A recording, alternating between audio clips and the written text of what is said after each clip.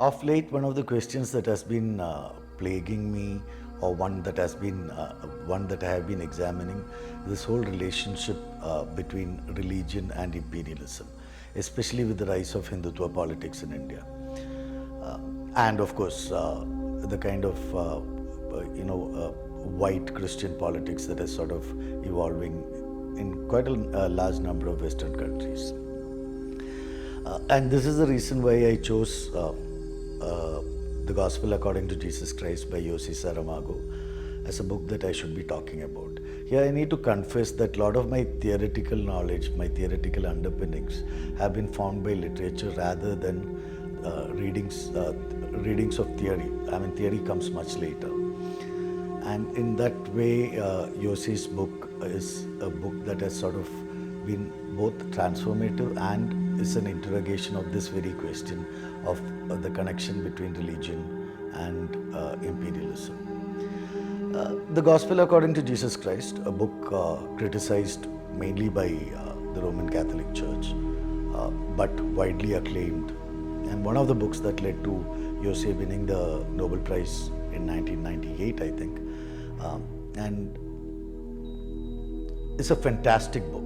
It's a fantastic allegorical book which sort of examines particularly the early life of Jesus and how Jesus Christ becomes Jesus Christ, and his communication between God and devil. And it sort of examines quite a lot of psychological underpinnings, but those are not the things that I'm interested in this particular talk. There's a much more important factor that Jose interrogates through this book, and this factor is essentially the relationship between imperialism and God, imperialism and religion. So in the plot itself, I mean, the plot is actually much more complex than what I'm going to be explaining right now, but the plot itself, in a nutshell, is essentially about Jesus, about God, about Jehovah, who was the God of one single race, being annoyed at being the God of one single race, using Jesus as a vehicle to become an universal God.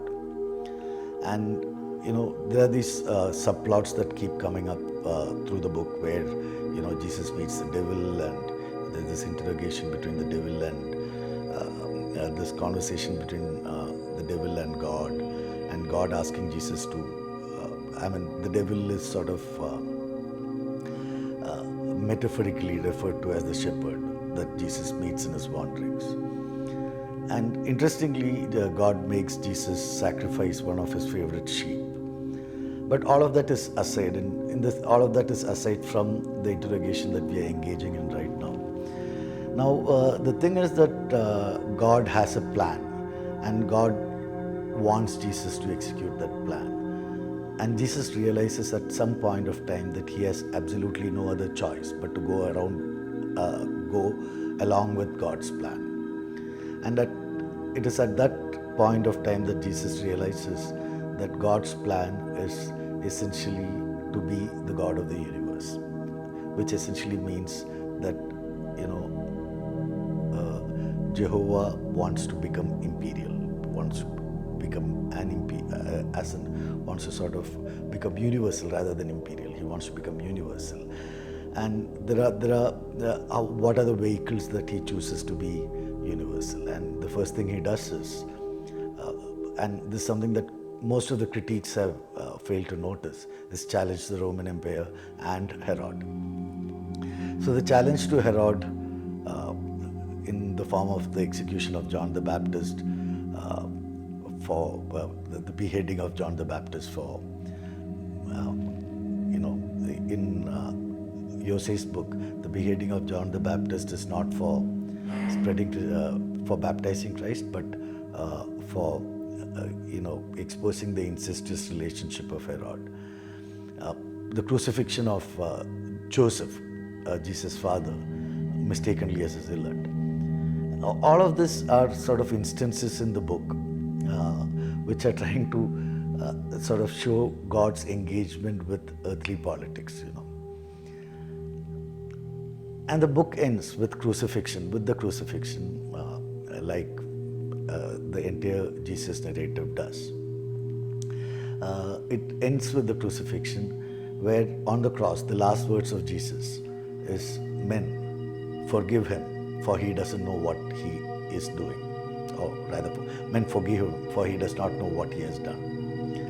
And that sort of summarizes the entire book, because Christianity becomes the largest religion in the world, and Jehovah actually fulfills his entire enterprise.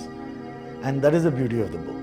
I mean, it's sort of as against Nikos Kazantzakis' The Last Temptation of Christ, or any other book that has been written on the subject. This goes much beyond the personal, this goes much beyond the spiritual, while containing the spiritual element. It is not, let me remind you, it is not trying to poke fun at belief or faith or any of that, because it's a deep examination of the faith of one man that the narrator is supposed to be, which is Jesus Christ himself. So it is not questioning any of it, it is not making fun of any of it. What it is doing is, it is looking at the political, philosophical underpinnings of this entire story. And that is precisely where this entire book becomes extremely important in terms of the interrogation between, on the relationship between imperialism and religion. Thank you.